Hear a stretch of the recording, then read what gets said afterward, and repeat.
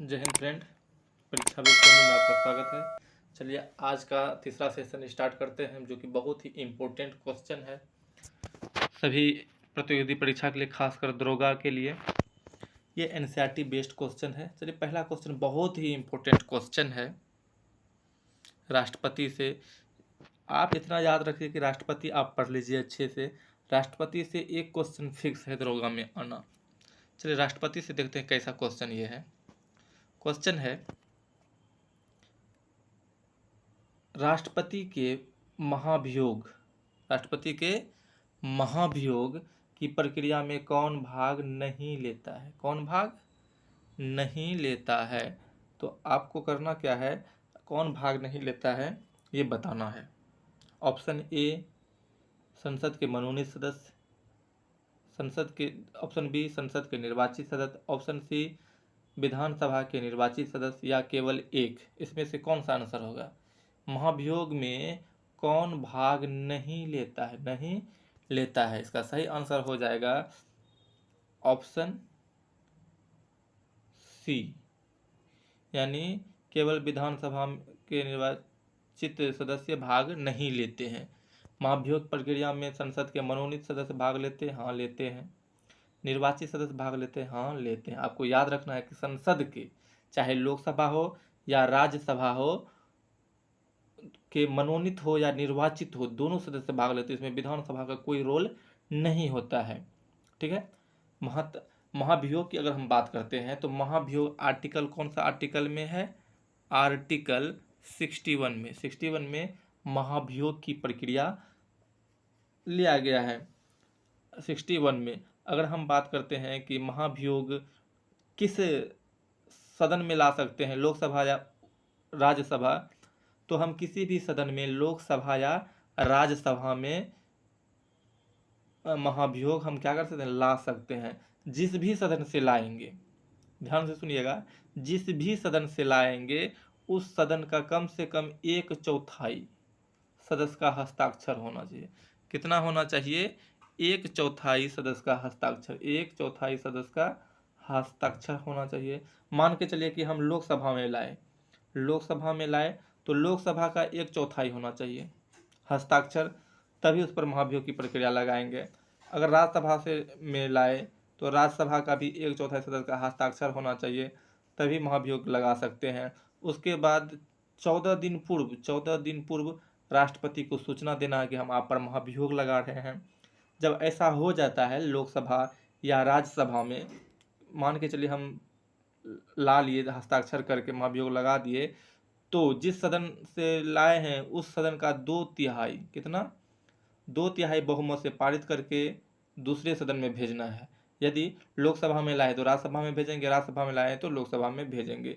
जब दूसरा सदन इसको फिर 2/3 बहुमत से पारित कर देता है तो हम क्या मान लेंगे कि महाभियोग लग चुका है। अभी तक एक भी राष्ट्रपति पर महाभियोग की प्रक्रिया नहीं लगा है। तो आप ध्यान रखिएगा। चलिए अगला क्वेश्चन देखते हैं। अगला क्वेश्चन क्या है?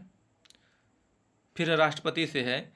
क्वेश्चन ये है कि अब तक का मतलब 2024 तक का सबसे कम उम्र में बनने वाले राष्ट्रपति कौन है? सबसे कम उम्र में कौन राष्ट्रपति बने हैं? सही आंसर इसका हो जाएगा द्रौपदी मुर्मू। क्या हो जाएगा? द्रौपदी मुर्मू सबसे कम उम्र के राष्ट्रपति बने हैं।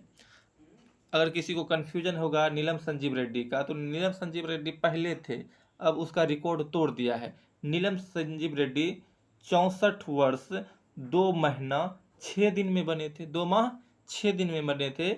लेकिन द्रौपदी मुर्मू 64 वर्ष 1 माह और कितना 8 दिन में बने हैं।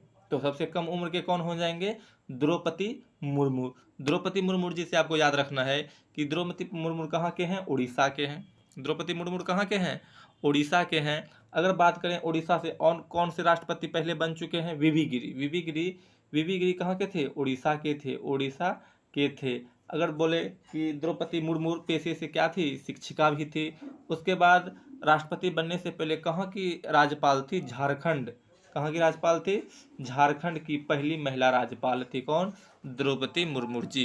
अगर जाकिर हुसैन की बात करते हैं तो जाकिर हुसैन सबसे कम समय मैं कार्यकाल रहा, सबसे कम कार्यकाल किसका रहा, जाकिर हुसैन का, और पद पर रहते हुए इसका मृत्यु हो गया, पद पर रहते हुए इसका मृत्यु हो गया था।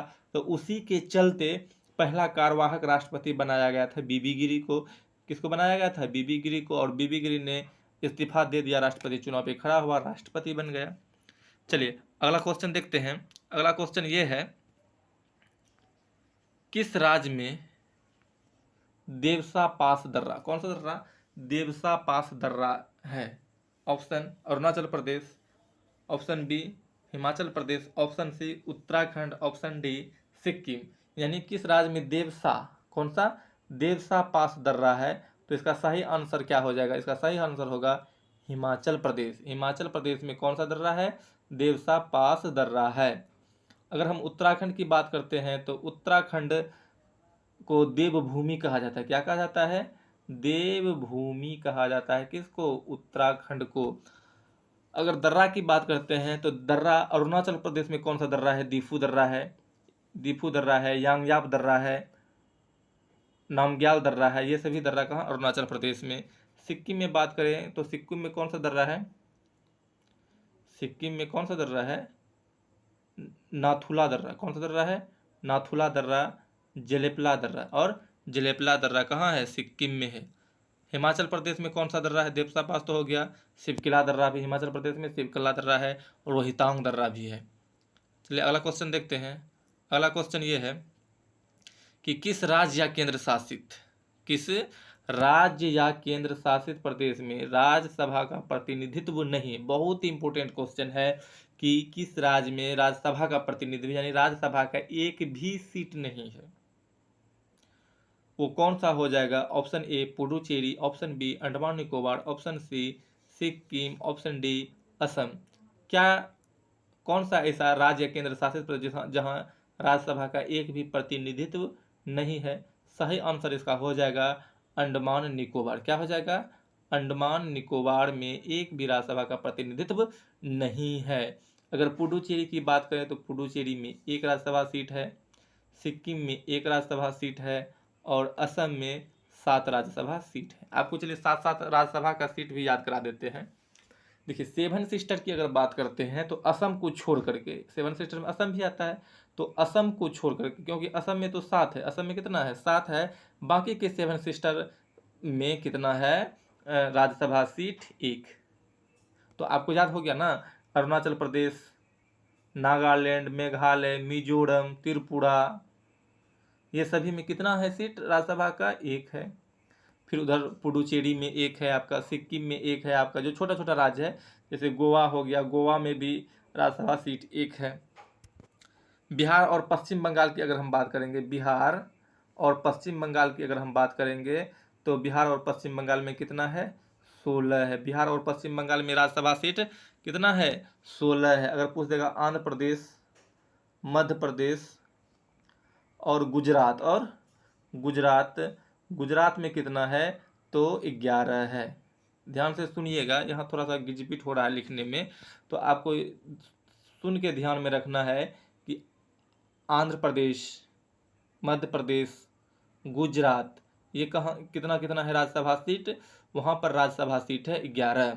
अगर 10 की बात करें, 10 कहाँ कहाँ है, तो उड़ीसा और राजस्थान, उड़ीसा और राजस्थान में कितना सीट है राज्यसभा का, 10 सीट है। चलिए आगे बढ़ते हैं, अगला क्वेश्चन देखते हैं। अगला क्वेश्चन कहता है कि भारत का दूसरा पनडुब्बी संग्रहालय कहाँ बनाया गया? तो आप पहले कमेंट बॉक्स में ये कमेंट कर दीजिए कि पहला कहाँ बनाया गया था, पहला कहाँ बनाया गया था। इसका आंसर हम बता रहे हैं कि भारत का दूसरा पनडुब्बी संग्रहालय बनाया गया दीघा पश्चिम बंगाल में। कहाँ बनाया गया? दीघा पश्चिम बंगाल में बनाया गया। उसके बाद आप बात करें कि पहला कहाँ बनाया गया था, तो पहला बनाया गया था आंध्र प्रदेश के विशाखापत्तनम। कहाँ? विशाखापत्तनम। ये जो स्क्रीन पर आप फोटो देख रहे हैं, यही है विशाखापत्तनम का जो संग्रहालय बनाया गया, इसी में बनाया गया है पहला पनडुब्बी संग्रहालय। दूसरा पनडुब्बी संग्रहालय की अगर बात करें तो वो कहाँ बनाया गया है? दीघा पश्चिम बंगाल, दीघा पश्चिम बंगाल में बनाया गया है। आगे देखते हैं अगला क्या है। अगला क्वेश्चन है कि उड़ीसा का उड़ीसा का बादाम पहाड़ी कौन सा अयस्क निकाला जाता है। उड़ीसा का बादाम पहाड़ी से कौन सा अयस्क निकाला जाता है। ये बहुत ही वीवीआई क्वेश्चन है, आप इसको मार्क कर लीजिए। ये दरोगा में मेंस में पूछा और आगे भी पूछेगा कि उड़ीसा का बादाम पहाड़ी से कौन सा अयस्क निकाला जाता है। तो इसका सही आंसर क्या हो जाएगा, हेमेटाइट। हेमेटाइट क्या होता है, उड़ीसा के बादाम पहाड़ी से निकाला जाता है। कौन सा अयस्क निकाला जाता है, तो हेमेटाइट अयस्क निकाला जाता है। हेमेटाइट किसका अयस्क है। एंथ्रासाइट तो कोयला का हो गया, एंथ्रासाइट किसका हो गया, अयस्क है कोयला का सर्वोत्तम प्रकार का अयस्क है हेमेटाइट। बाकी लिमोनाइट, सीडेराइट, हेमेटाइट किसका है, तो लोह अयस्क है। कौन सा अयस्क है, लोह अयस्क है, याद रखिएगा। लोह अयस्क निकाला जाता है उड़ीसा के बादाम पहाड़ी से। चलिए अगला क्वेश्चन देखते हैं। अगला क्वेश्चन ये है कि रेशम उत्पन्न होता है, ये भी बहुत इंपॉर्टेंट क्वेश्चन है, बार बार परीक्षा में पूछता है और स्टूडेंट गलत मार के आता है, निश्चित से गलत मारता है। चलिए आज के बाद आप कभी इसको गलत नहीं मारिएगा। जैसे रेशम किससे उत्पन्न होता है, अंडा से, लार्वा से, प्यूपा से, कोकून से। ये जो क्रम लिखे हम, क्रम प्रकार का है, ये क्या है, क्रम है, एक तरफ से है। पहले क्या होगा, पहले अंडा होगा, फिर क्या होगा, लार्वा होगा, फिर प्यूपा, फिर कोकून। पहले क्या होगा, अंडा होगा, फिर लार्वा होगा, फिर प्यूपा होगा, फिर कोकून होगा, फिर क्या होगा, कोकून होगा। जो ये रेशम निकालना उत्पन्न करता है, ये करता है प्यूपा से। ये कहाँ से करता है, प्यूपा से रेशम निकालना करता है, यहीं वयस्क हो जाता है, ये पूरा वयस्क हो जाता है, यानी बूढ़ा हो जाता है, वो होता है कोकून। कोकून से बहुत ज़्यादा निकलता है, लेकिन प्रारंभ में कहाँ से करता है, ये प्यूपा से करता है। कहाँ से करता है, प्यूपा से करता है, यानी रेशम उत्पन्न किया जाता है प्यूपा से। रेशम उत्पन्न किया जाता है कहाँ से, प्यूपा से किया जाता है। चलिए अगला देखते हैं। अगला क्वेश्चन क्या है, अगला क्वेश्चन ये है कि ग्लूकोज को एथिल अल्कोहल में परिवर्तित करने वाला एंजाइम कौन है। ग्लूकोज को एथिल अल्कोहल में परिवर्तित करने वाला एंजाइम कौन है, वो एंजाइम है क्या, जाइमेज। वो कौन सा एंजाइम है, जाइमेज एंजाइम है, जो ग्लूकोज को एथिल अल्कोहल में परिवर्तित करता है। एथिल अल्कोहल शराब है, पीने लायक शराब एथिल अल्कोहल हुआ। अगर मेथिल अल्कोहल की बात करें वो तो जहरीला शराब हो जाता है। क्या हो जाता है, जहरीला शराब हो जाता है। अगला क्वेश्चन ये है, बहुत ही इम्पोर्टेंट क्वेश्चन है कि लोकतंत्र वह शासन है जिसमें जनता का प्रत्यक्ष भागीदारी है। लोकतंत्र वह शासन है जिसमें जनता की प्रत्यक्ष भागीदारी है। किसने कहा था, ये किसने कहा था, ये कहा था मेरियट ने कहा था। किसने कहा था, मेरियट ने कहा था। क्या कहा था, लोकतंत्र वह शासन है जिसमें जनता की प्रत्यक्ष भागीदारी होती है। बस आपको ये स्टेटमेंट के तौर पर, इसमें समझने वाली कोई बात नहीं है, इसको सिर्फ याद रखना है आपको कि लोकतंत्र वह शासन है जिसमें जनता का प्रत्यक्ष भागीदारी। किसने कहा था, मेरियट ने कहा था। जिस तरह से अब्राहम लिंकन ने क्या कहा था, जनता के लिए, जनता के द्वारा शासन कहा था, उसी तरह लोकतंत्र वह शासन है जिसमें जनता का प्रत्यक्ष भागीदारी है। किसने कहा था, मेरियट ने कहा था। सही आंसर क्या हो जाएगा, मेरियट। चलिए अगला क्वेश्चन देखते हैं। अगला क्वेश्चन है कि फ्रांस की क्रांति कब हुई थी। बहुत फेमस क्रांति है। इसी क्रांति से समानता बंधुता का नारा दिया गया था। समानता बंधुता का भाईचारा का नारा दिया गया था फ्रांस की क्रांति से ही। कब हुआ था, 1789 को हुआ। कब हुआ फ्रांस की क्रांति, 1789। अगर फुल डेट की हम बात करें तो 14 जुलाई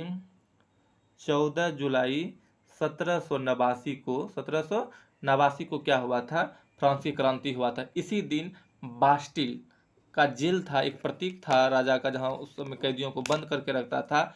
उसी बास्टिल के किला को तोड़ दिया था। बास्टिल के किला को क्या कर दिया था, तोड़ दिया था। वहां की महिलाओं ने धावा बोल दिया था। उस धावा को, महिलाओं ने जो धावा बोला था, उस धावा को चुड़ैलों का धावा बोला था, और वहां से 7 कैदी को छुड़ा लिया गया था। तो उसी दिन से फ्रांस क्रांति की शुरुआत मानी जाती है, 14 जुलाई से। इसीलिए 14 जुलाई को बास्टिल दिवस, 14 जुलाई को कौन सा दिवस, बास्टिल दिवस मनाया जाता है। तो चलिए धन्यवाद। अगर आप चाहते हैं कि इसी तरह का वीडियो लाता रहे तो आप लाइक, सब्सक्राइब, शेयर कर दीजिए।